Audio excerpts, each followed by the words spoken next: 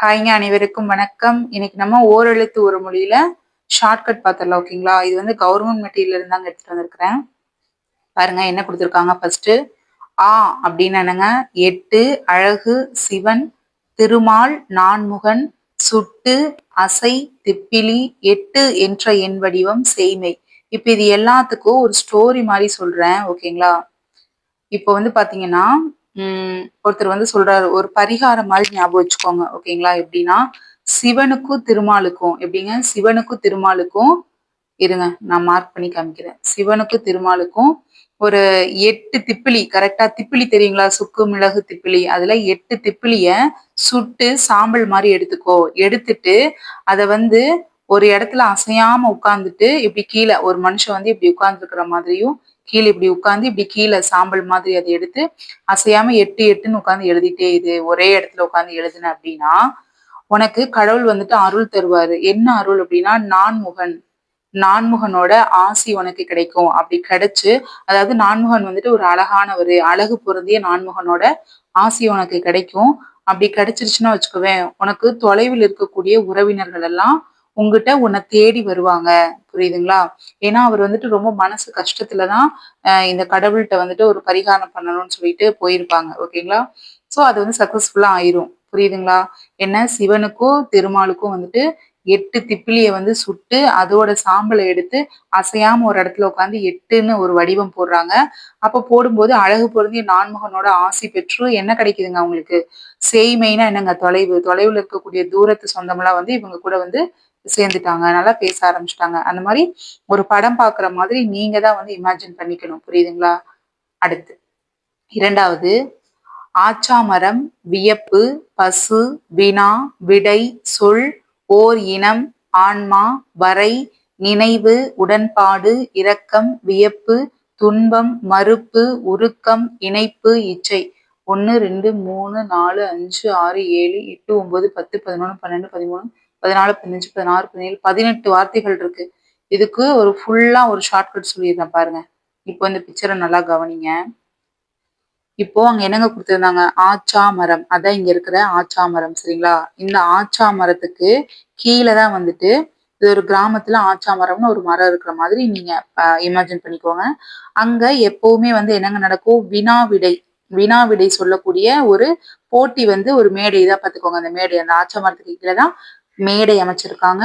அங்க வினா விடை ஒரு போட்டி நடக்கும். அது வந்து அவங்க கேட்கிற வினாக்கு இவங்க வந்து விடை சொல்ற மாதிரி இருக்கும்.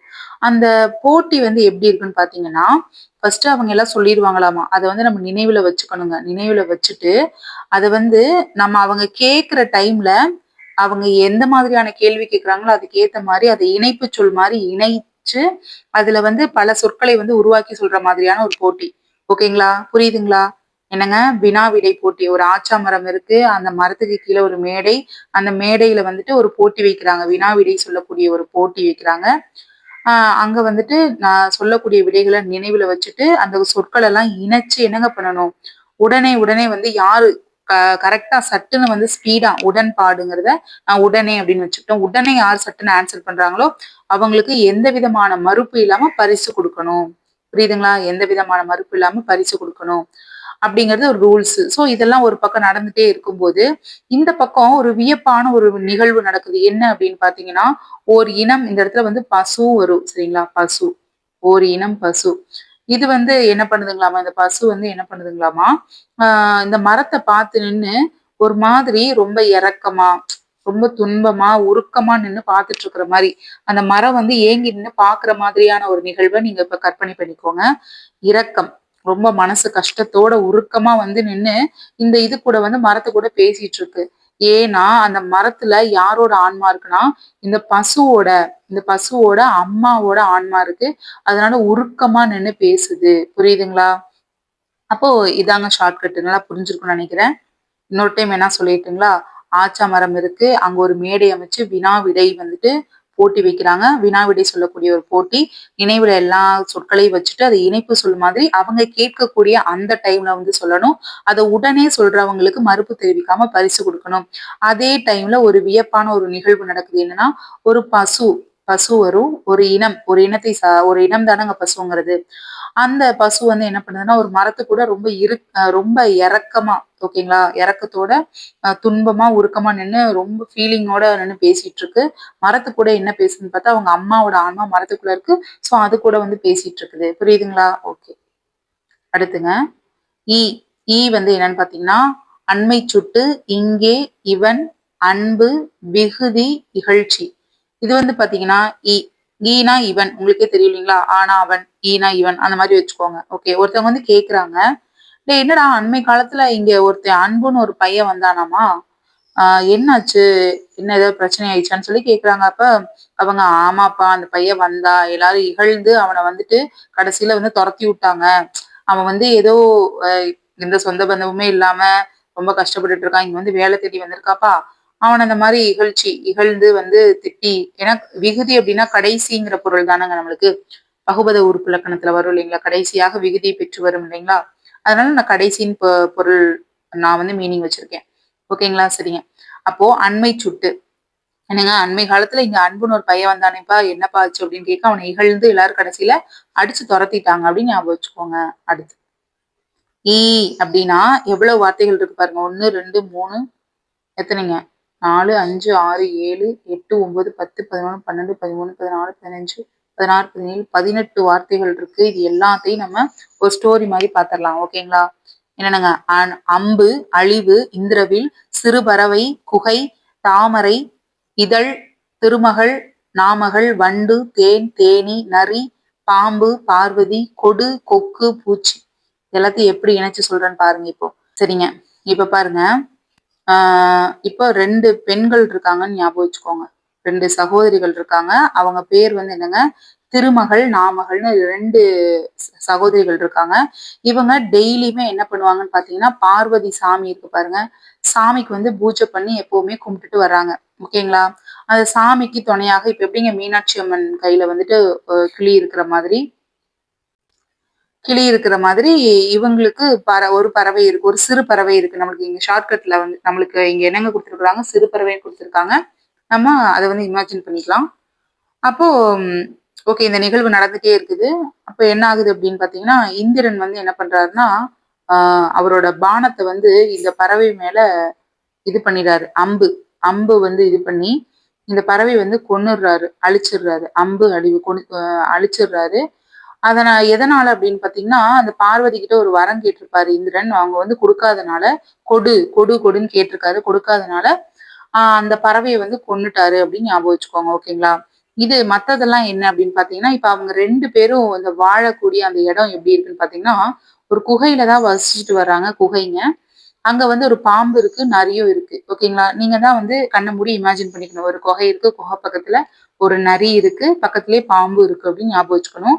அது போக ஒரு குளத்துல வந்து பாத்தீங்கன்னா தாமரை இதழ், தாமரை இதழ் அதுல வந்து நிறைய வந்து தேன் இருக்குதாமா. அந்த தேனை வந்து இங்க பாருங்க, வண்டு வரைஞ்சிருக்கிறேன்னா, அந்த வண்டு வந்து தேனை, வண்டு பூச்சி ரெண்டுமே ஒண்ணுதானங்க. அந்த தேன் வந்து தேனை வந்து இந்த தேனி பூச்சி குடிக்குது அப்படின்னு ஞாபகம் வச்சுக்கோங்க. அந்த குளத்துக்குள்ள ஒரு கொக்கு நிக்குது. ஓகேங்களா? ஒரு கொக்கு நிக்கிற மாதிரி இமேஜின் பண்ணிக்கோங்க. அவ்வளவுதாங்க. இப்ப என்னங்க, ஒரு 2 சகோதரிகள் வந்துட்டு கடவுள் பார்வதிக்கு வந்து பூஜை பண்றாங்க. இந்திரன் வந்துட்டு என்ன பண்றாரு, வரம் ஏதோ கேட்டிருக்காரு, அதை கொடுக்காதனால அவரோட அம்பாலேயே அந்த சிறு பறவையை வந்து அழிச்சிட்டாரு. அப்புறம் இந்த பெண்கள் 2 பேரும் வாழக்கூடிய இடத்துல குகை இருக்கு, பக்கத்துல பாம்பு நிறைய இருக்குது. அது போக ஒரு குளத்துல வந்துட்டு தாமரை இதழ்கள் இருக்கு, அதுல வரக்கூடிய அந்த தேனை இந்த வண்டு பூச்சி தேனி என்னங்க பண்ணுது, தேனை வந்து குடிக்குது. கொக்கும் அந்த குளத்துல இருக்கிற மாதிரி இமேஜின் பண்ணிக்கோங்க. அடுத்துங்க 5வது, இங்க 1 2 3 4 5 6 7 வார்த்தைகள் இருக்கு. சரிங்களா? சிவபிரான், நான்முகன், உமையவள், உமையாள். சரிங்களா? உமையம்மை தெரியுங்களா? ஓர் இடைச்சொல், அப்புறம் சுற்றெழுத்து, ஆச்சரியம், உருக்கம். இப்ப பாருங்க, ஷார்ட்கட்டு.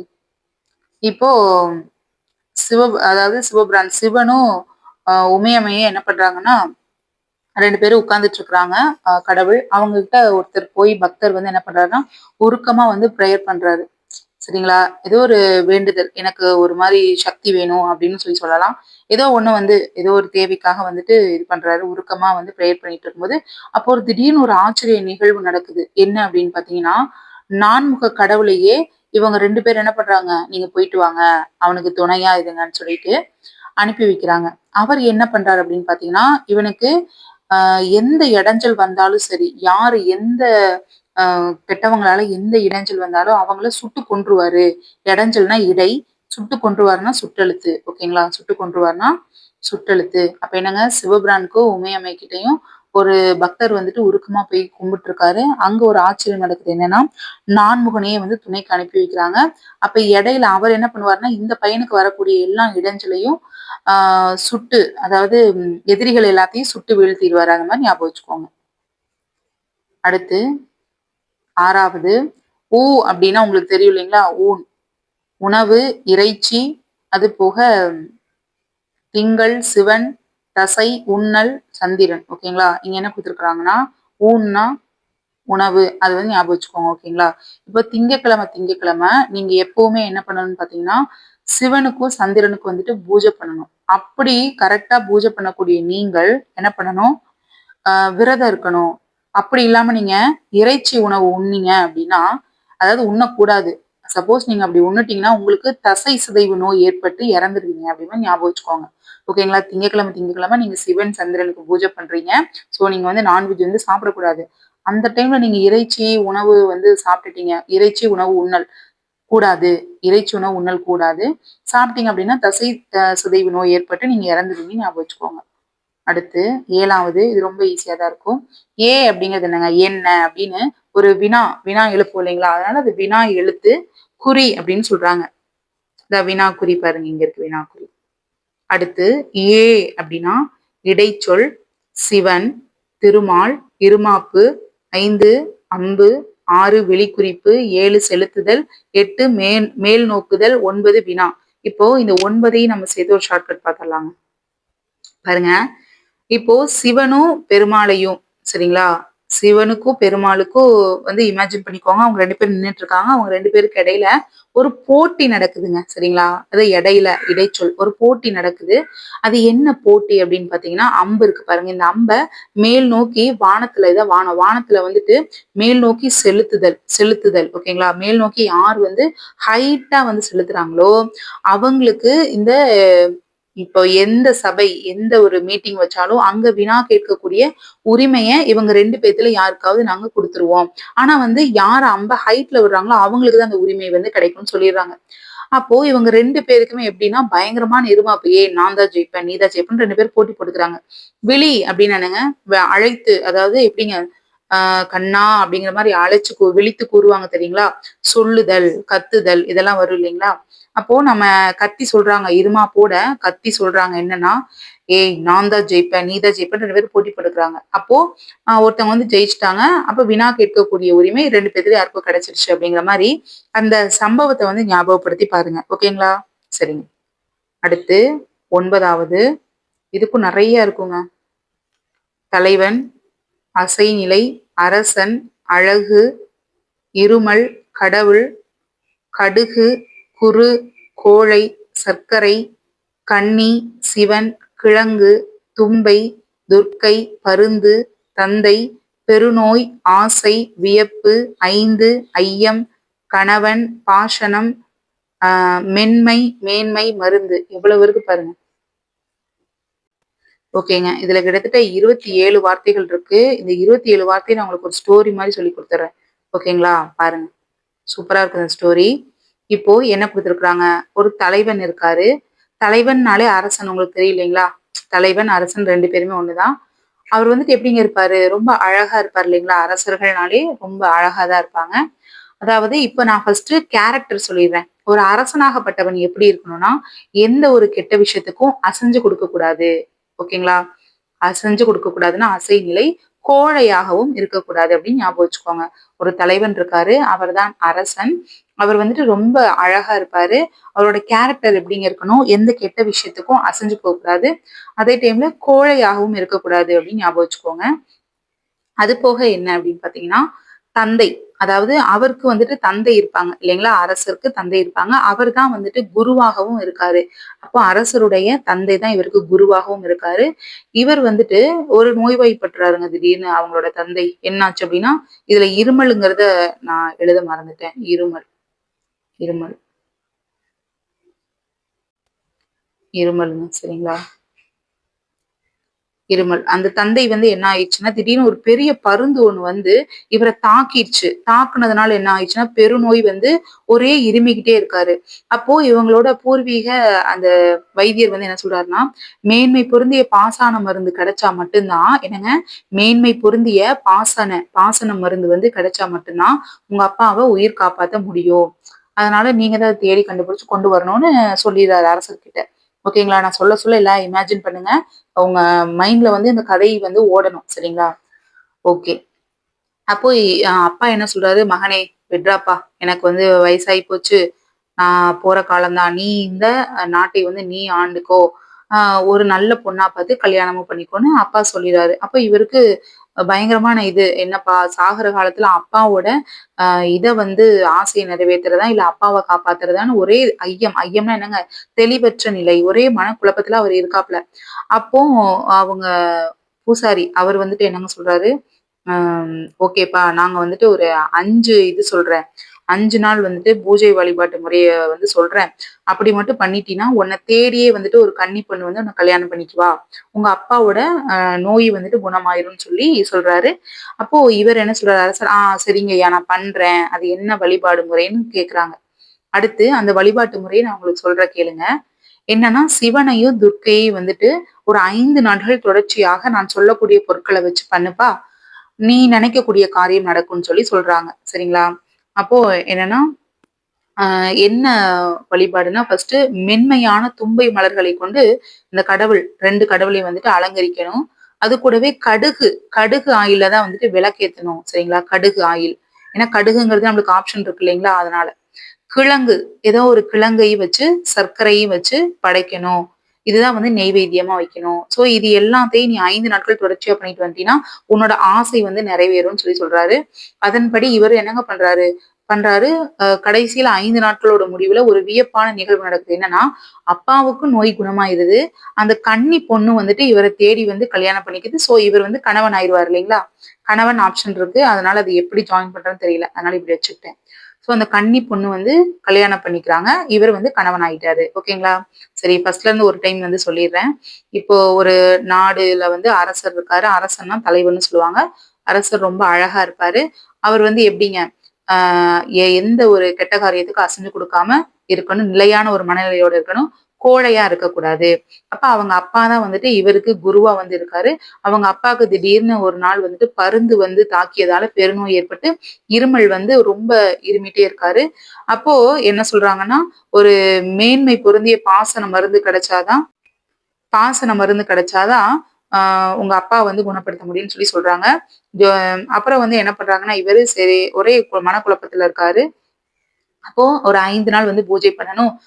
சிவனுக்கும், துர்க்கைக்கும் வந்து பூஜை பண்ணணும். அதுல வந்து மென்மையான தும்பை பூவை வச்சு கடுகு ஆயில் ஊத்தி விளக்கேத்தணும். கிழங்கு சர்க்கரை வந்துட்டு என்னங்க பண்ணணும்? நெய்வேத்தியமா வைக்கணுங்கிறாங்க. அப்ப அவரோட ஆசை வந்துட்டு நிறைவேறிடுச்சு.